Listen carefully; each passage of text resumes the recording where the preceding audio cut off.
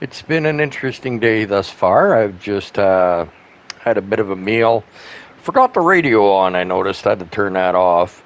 But just had a bit of a lunch, and Dave came to see me. Apparently, he noticed my trips to and from the store to sell the bales off. Um,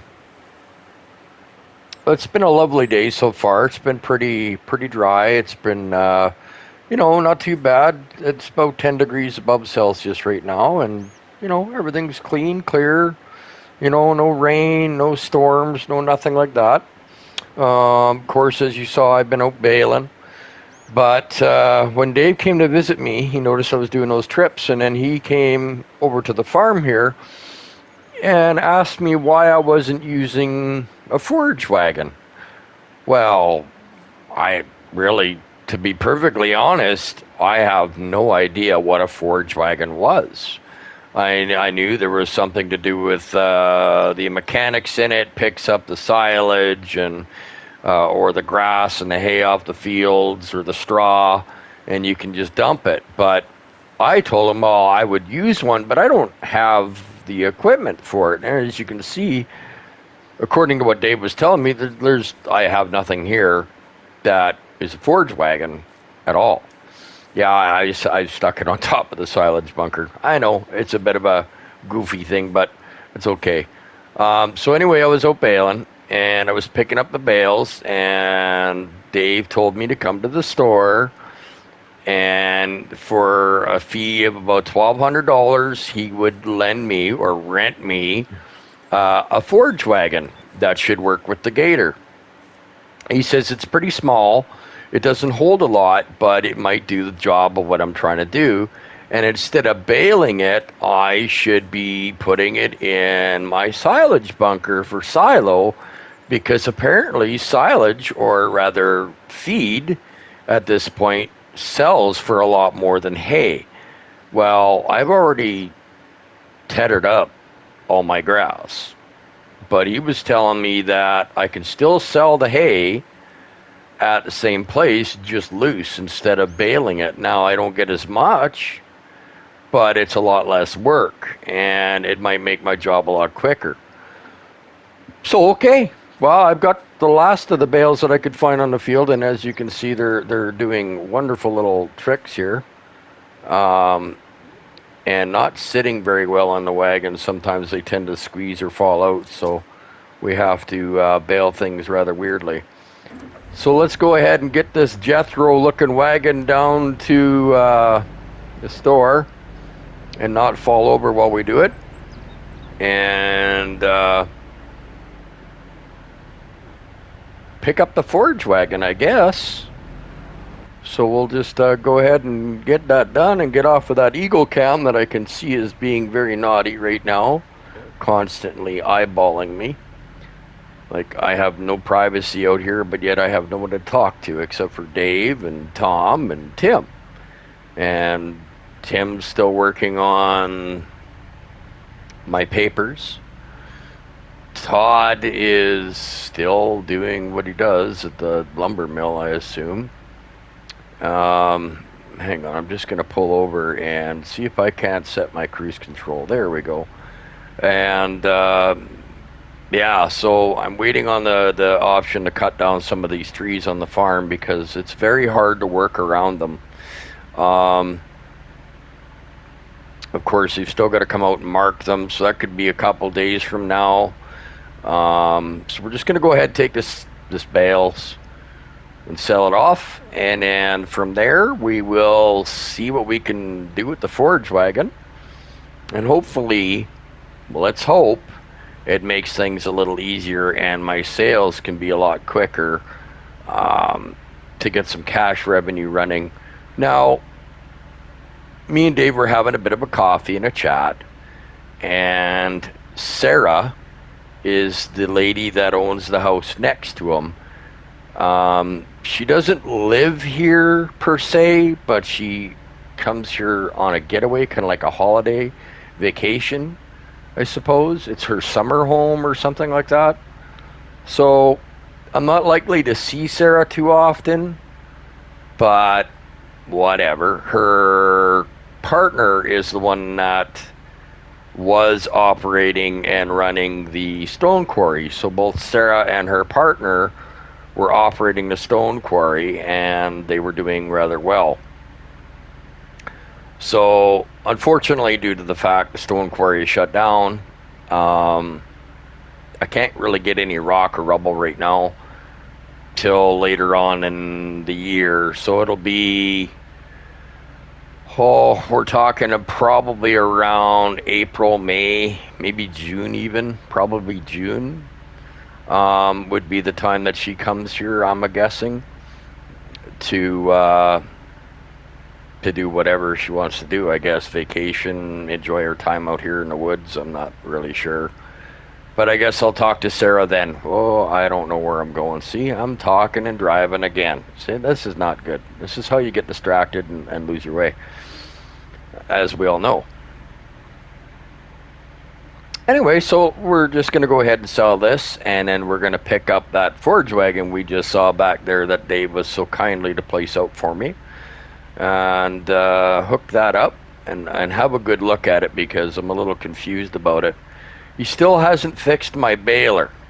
Unfortunately, one of the tines or gears or something, and I don't know, tines to me sounds like a cultivator, but that's just me. So anyway, something wrong with one of the cogs and something else in it that he's waiting on a part for it.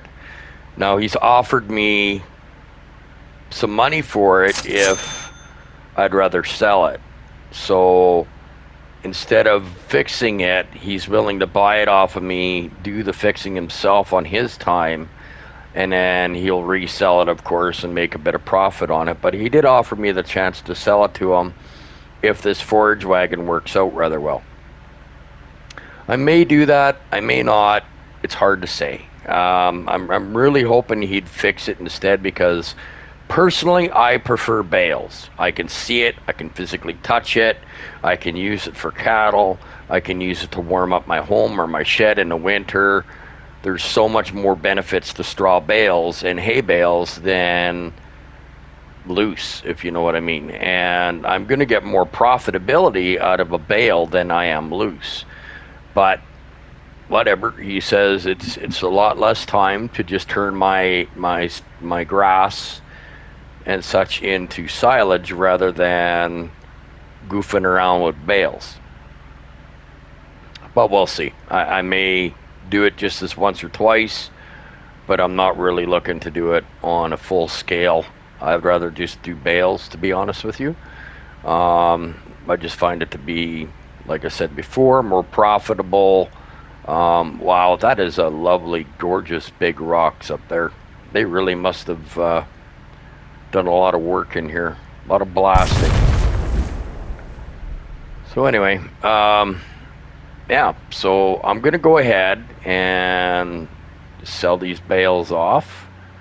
We're gonna just floor it down the street, because we really don't have to worry about slopping over on the side.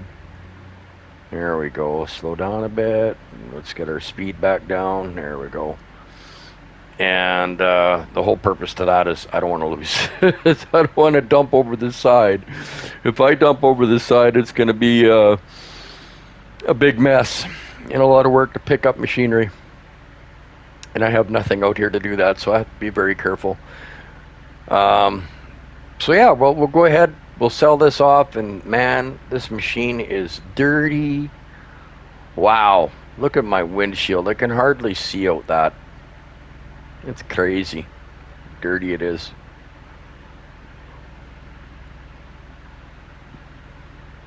So I'm hoping that everything works out. I'm kind of an impatient person, I suppose, but yet I'm required to be patient, and I don't have a lot of it.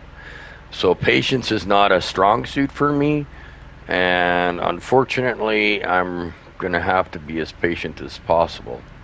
Yes, I did not stop the stop sign, but at least it signaled. Okay, so I'm gonna go in here, I'm gonna sell these bales off, and then we are gonna go ahead and I'll meet you back at the shop. All right, so we're back at the shop, and as you can see, the baler's still sitting there in the shop yard. Dave obviously hasn't had time, as I've explained already. He's waiting on parts, and we've hooked up the forge wagon, which isn't exactly the right size for the machinery, but I guess they'll make it work. It really didn't like hooking up onto this. As you can see, the PTO is just barely touching the ground there. And I love the spy cam. Sometimes it's a pain in the butt, that drone. I can't even see it. You know that? It's whisper quiet and moves very quickly. Anyway, as you can see, the PTO barely drops and touches the ground. So we're not scraping. We'll be fine. The tines are pretty good on this. It looks relatively well kept. It seems like a lot of the machinery isn't damaged too far. He's obviously keeps up with his machinery and parts that he has in the shop. So I guess we'll go ahead and get this back to the base. What I'm now nicknaming the Island of Hope, because it's my hopes and dreams to become my own farmer, and it's an island. So why the heck not? So we're going to go on and get back there, and we'll put the auto control on here so we can just cruise along and not worry about too much, except for deer. Every now and again we're going to have to watch those guys, because they're likely to jump out in front of us and cause a nice little collision. It's not like they haven't run across the hood of my vehicle yet, or once or twice. So, hoping that today will be a bountiful day and we can get some more of the hay off the ground and make some coin, as you already know. But let's get back there with the forge wagon and see how it will do. Dave has already picked up the other baler, as I've already explained, I believe, and that was when he came to visit. So let's hope Dave isn't finding ways to empty my pockets, which I'm starting to get the funny feeling that's what he's doing. But you know, he is trying to make money too, I guess, and that's just how it works out here. Still waiting on Tim. He hasn't called me on my cell or nothing yet. Take in that view. Isn't she pretty?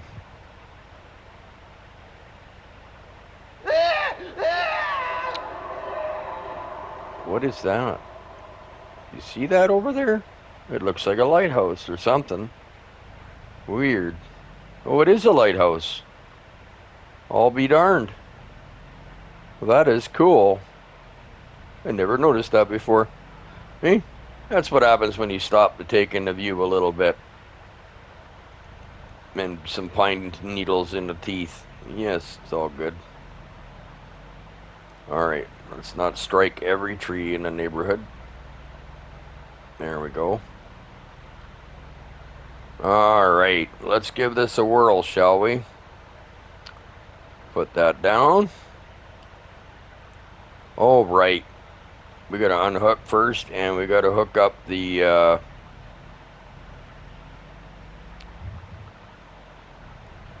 proper tool for the job. We need something with a PTO attachment.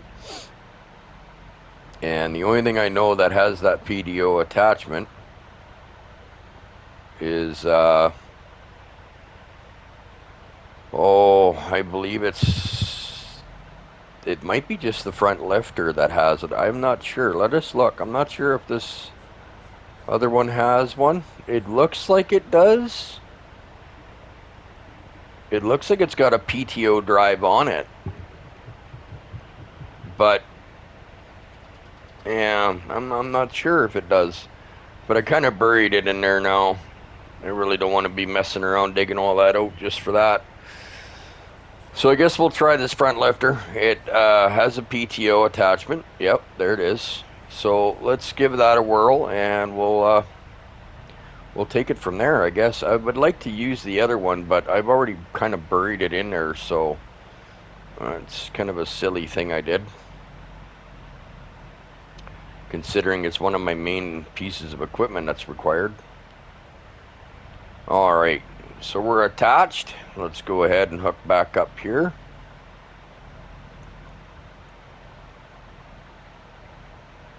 All right, we'll put the auto hookup on. Make sure it's all equipped.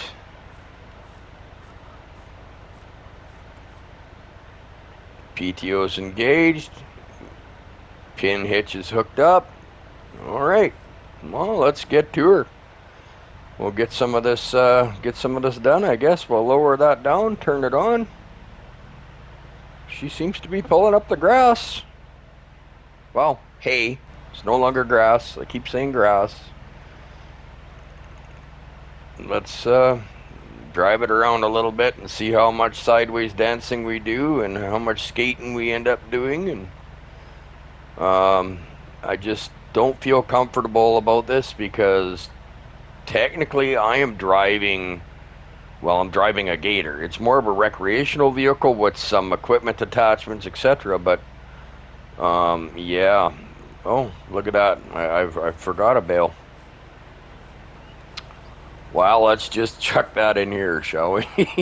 Let's see if that'll stay in there. Oh, hopefully I don't run into too many more of those. Well, I guess we'll just have to see. We'll do a little bit of this circling around the trees. I can't get very tight to the trees, I noticed. Dave might have an answer to that, but I'm kind of second guessing asking Dave about things because he's very good at renting me equipment on my hard-earned day's wage. So I'm not too keen on asking Dave for much of anything anymore. Let's just hope that I don't have to ask Dave and I can figure it out myself. But since Dave is the dealership, and we all know how dealerships work, they make money off of sales and revenue, etc. So he's just doing what he knows best.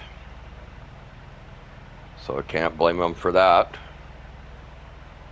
These crazy deer, man, I'm telling you, they don't seem to give a crud about the machinery or anything. Like, there, see? He just jumped right over the back end, right across. Why, I tell you, spaghetti-headed deer around here. They're just nuts. Absolutely nuts. And I'm not going to be able to make it up this little hill, am I?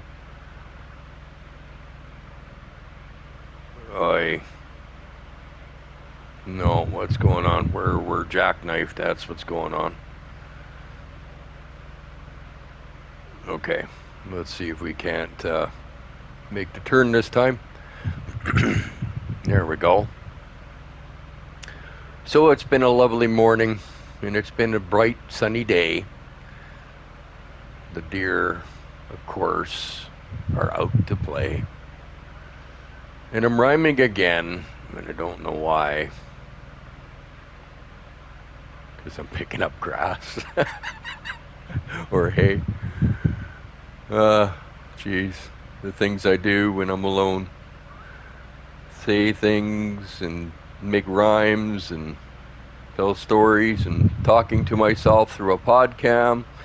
Like I've got some sort of an audience. This is just... I'm going to go nuts out here. I swear it. I'm going to go absolutely bonkers. But hey, whatever. If you like the show and you enjoy it, then that's all that matters to me. As long as everybody back home and the boss that's watching enjoys the show and whatever audience I might have enjoys the show, I don't care. I can go completely, absolutely bat nuts crazy, and it don't matter to me. I am enjoying myself out here in a nice, brisk air with the water nearby. I'm making my own income Granted, nowhere near as much as if I was working for the boss than being the boss. And these deer, I'm telling you, these deer are going to drive me absolutely crazy. They're jumping in the water. They don't know what they're doing. I don't know what I'm doing. I'm trying to turn around here and... Why, that's an edge. I don't like that edge at all. Let's see if I can't back this up without running into too much stuff. There we go. So, yeah, gonna keep at this for a bit. Try and not hit deer. Since they don't seem to care who I am or where I've been or anything like that, including that one that just ran across the back end of my... I tell you, the back end of my gator. Like, they just love springboarding off of me. It's absolutely crazy. But hey, whatever. Okay, so I'm going to continue doing this for a while. I'm going to collect as much as I can. Let me just connect back to the drone, or the eagle in the sky, so you can see what's in the back of the wagon. I can see that I've got 24% full. We're roughly at 39,000 or 3,000 liters, I should say, not 39,000, but 3,000 liters. And we'll just have a look at the wagon here. I think we're in the open. There you go. The eagle eye tells you all. Little bales getting buried slowly. So yeah, we'll keep at this for a bit, and I'll turn back on the old pod cam afterward, and when I've collected a fair bit of it, or as much as I can stand collecting. And it doesn't matter if it sits out here for too long, because it'll eventually dry out some more, and it's not going to rot away too quickly, so we should be okay with collecting, as much as I can handle anyway. So I'll get back to you when I'm done most of the work, and we're going to be taking this into the sell point. Okay, well, it hasn't been that long. It only took me, I don't know, maybe 15 minutes, 20 minutes driving around the farm field there. It's a pretty small island, I gotta say that. Like, it's not as big as I'd hoped, for sure. It might end up being a lot bigger once I get rid of some of these trees and, try and get I don't know. The ground is really broke up, so I'm thinking I might even have to get somebody in here to bulldoze some of the hills down a little bit, or excavator or something, but we'll see. Once the trees, some of the clearing is done, I might have enough ground to work a field in and put up some sort of a permanent shelter. I don't really want to be living out of a tent for too much longer. So we'll do what we can. We got to get up some shelters, got to get our own silage station in. There's a bunch of work to be done on the island. So as you can see from the eagle eye, we have a fairly full wagon. It's not like uber full, but it's pretty decent for that small little island. And you got to remember, I pulled off a bunch of bales as well. So, I've actually taken a good chunk of the island's grass with me and turned it into hay. And then, you've seen it, all the mowing and stuff I've done. So let's get out of here. Let's get back to the sales market. I guess it's supposed to go at the grate, the big silos there. There's the grate on the ground, if you remember seeing correctly. But it goes there, and that is where I'm going to dump this, I would suppose. That's what I've been told. Now, I could go this way, but I don't think we're going to make that hill. I really don't think we're going to make that hill. You know what? Let's do it. Let's go all in and try it. we've got to. I don't think we're gonna make it. I couldn't make the little hills on the island. What makes me think I'm gonna make this one? Oh boy, here we go. It's gonna be yeah, hill. Poor little gator's about to be pushed to its limits. Oh, we're dropping. We're dropping gears fast. No, we're not making it. Okay, we're gonna back down. Make this turn around this a little bit here. Okay. Oh boy. Yeah, I didn't think we'd make that hill. We're gonna have to go to town the long way. We're definitely not making that hill. So, um, yeah. So we'll go to town the long way here. We'll dump this off at the grain silo. Apparently that's where I can dump it, and then the og wagon, or I don't know. It's whatever. Something comes by or it empties somehow. I don't know how they have any of that equipment hooked up at their main place there. That's just where I was told to dump it, and that's where it would sell. So, oh, there goes my message. So I'm assuming that the boss is trying to get a hold of me right now. Not really sure why, but I guess we'll find out in a little bit. I am not going to answer that while I'm driving, because if I do, I'm likely to get into an accident with the wildlife or something around here. So it looks like I'm going to be a long tow to the shop. So I'll tell you what, let me pull over.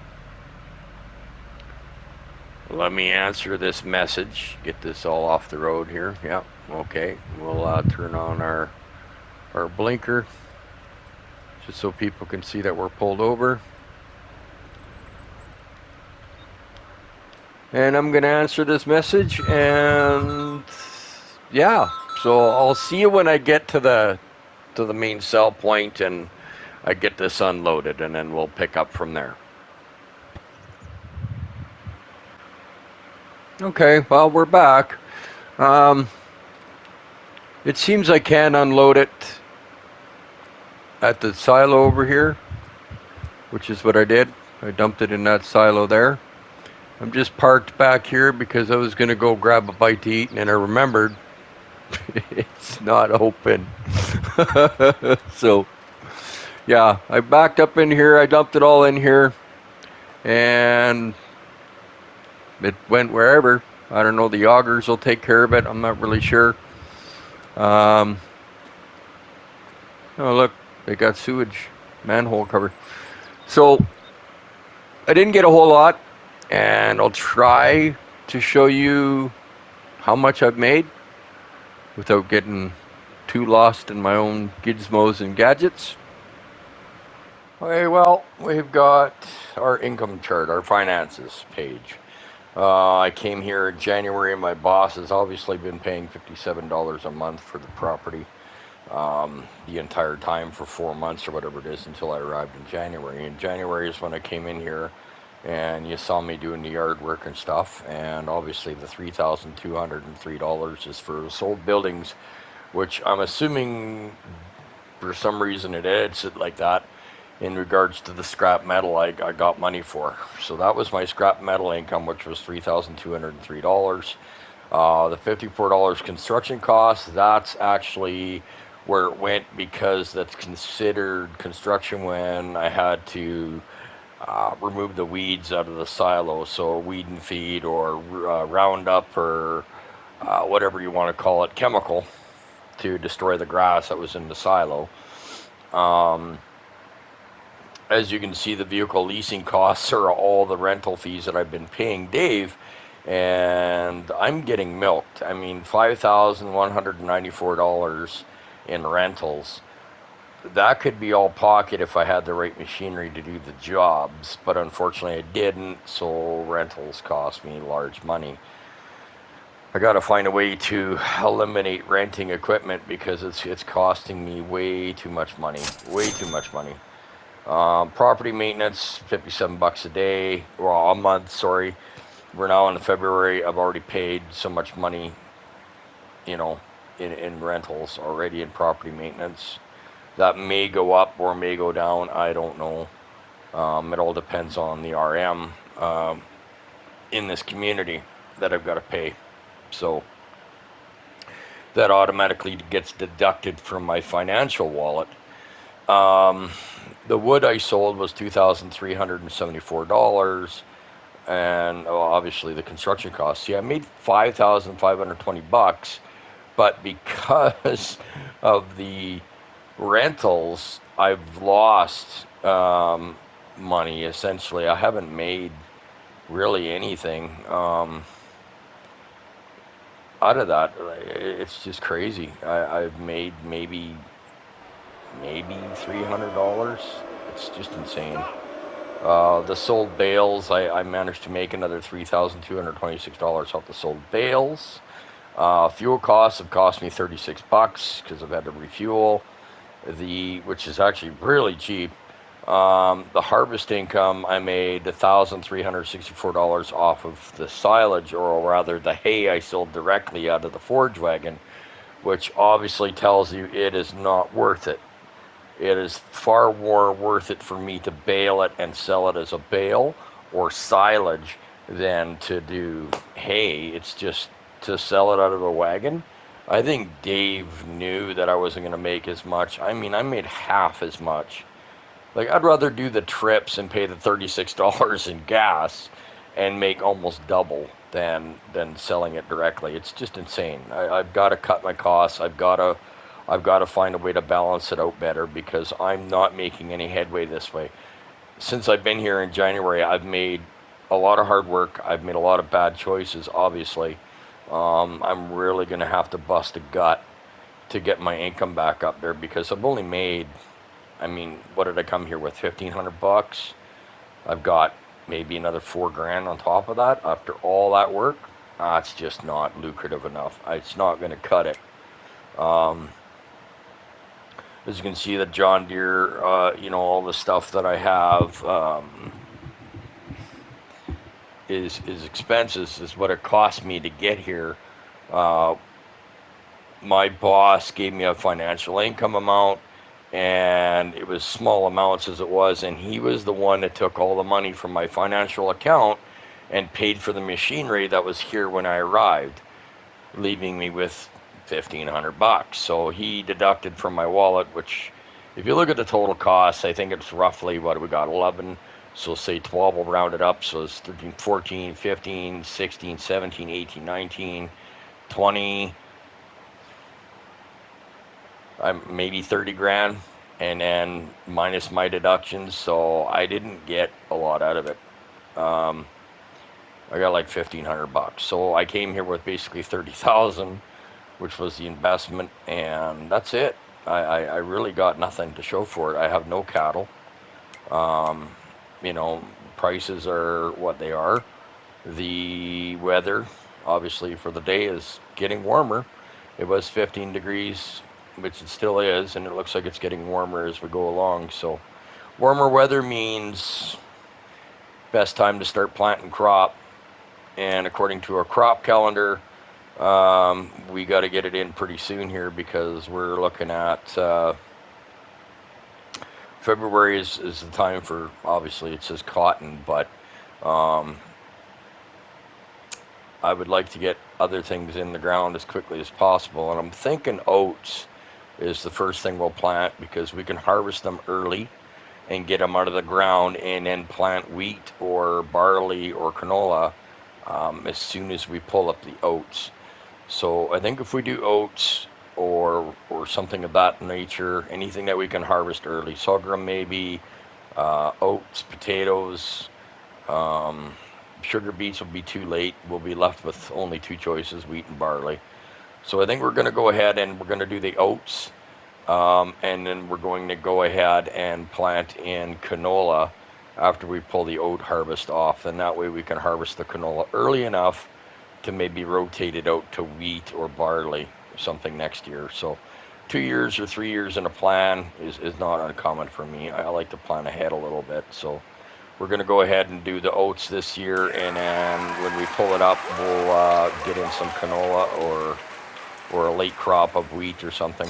Well, while you were discussing my financial calendar and crop calendar with me, I drove back here to the shop, dropped off the trailer with Dave. He seems to be quite content with that, so I can't complain there. He'll wash it and take care of anything else that's wrong with it. However, I definitely need to give this thing a wash. This gator is just filthy. Not much I can do about it right now. I don't exactly have a wash bay, so it's gonna be what it's gonna be. Dirty, dirty, dirty. Poor thing. Um, we were discussing about my baling wagon here, or baler rather. Being that it is old, whatever, it can be fixed. I think I'm going to go ahead and ask Dave to just continue to fix it and not sell it to him because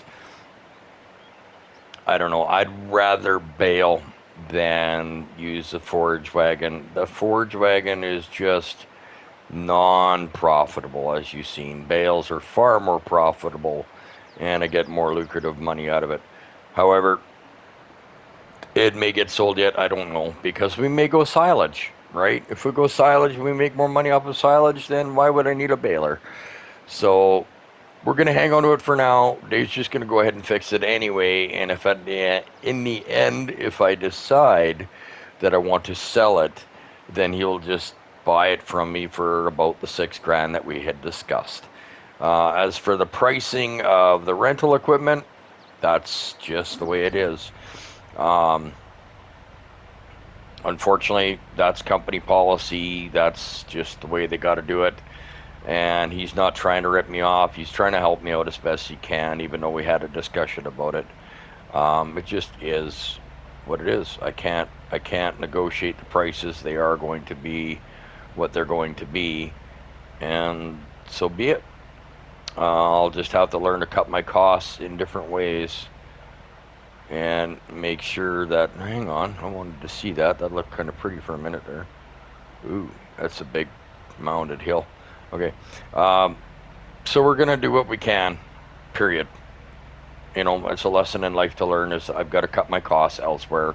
I have to find ways to cut costs, to increase income, to continue to be able to buy better and better equipment. So for now, we are stuck with this gator.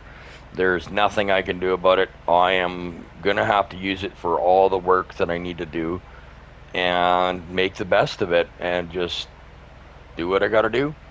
It's not going to be an easy one. It's not going to be, you know, uber awesome, but we'll make do with what we can. Tim's going to get back to me, I hope soon. I'll call him in the morning. Like he did say, it could take months for paperwork to go through. I'm hoping it's not going to be, but I'll just keep poking at him and see what happens until he either bites my finger off or he gives me a positive outcome or something. I don't know. So we'll see. As for now, we'll just head back to the farm as it's getting late. The sun is setting, as you can see. It's probably close to 5:30, 6 o'clock. I don't know. But, oh, you darn dear. You tricky little buggers. Good thing I wasn't going very fast, eh? I'd have squashed you. You'd have been dinner for a week or a month. Silly, silly creatures. So being that it's late, I'm really hoping that we get some rest and we sleep on it and we have some positive news in the morning. Because right now I'm looking at a lot of trees and a lot of problems. I do have to plow the fields and I can't do that with trees in the way. So it's just not going to be very, very good that way. So until tomorrow morning, I hope to see you then, and we'll catch ya on the next day's work.